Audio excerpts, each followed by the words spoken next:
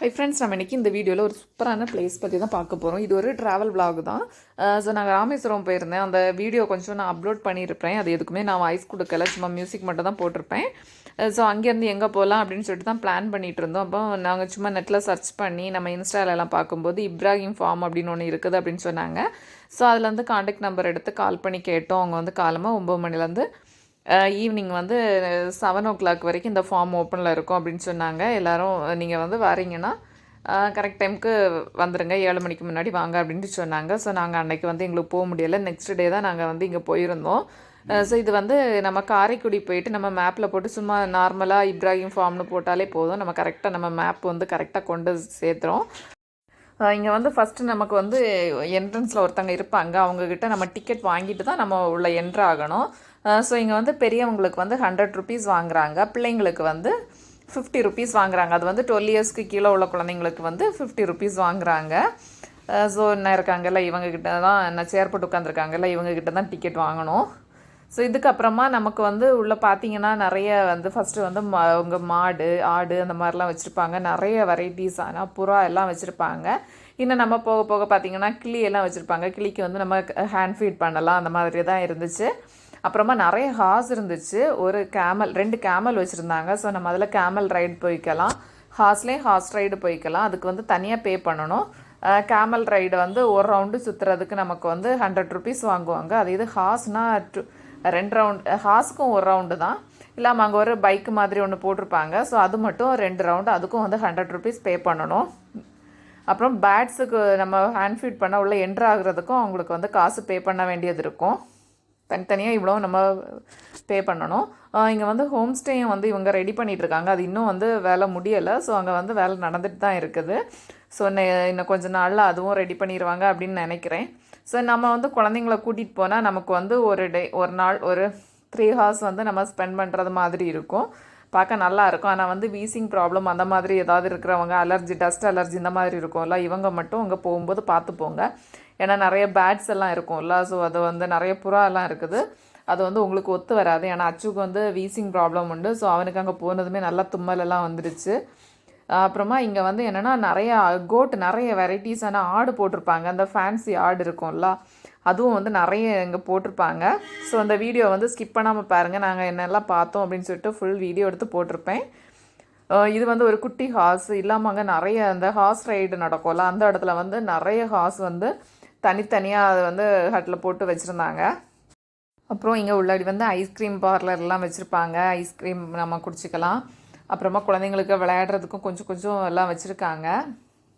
So நம்ம வீடியோவை வந்து ஸ்கிப் பண்ணாமல் பொறுமையாக பாருங்கள். ஸோ உங்களுக்கு பிடிச்சிருந்தா ஒரு நாள் ட்ரிப் பிளான் பண்ணுறீங்க அப்படின்னு ஒன்றுனா இந்த பிளேஸுக்கு வந்து நீங்கள் வந்து போய் பார்க்கலாம்.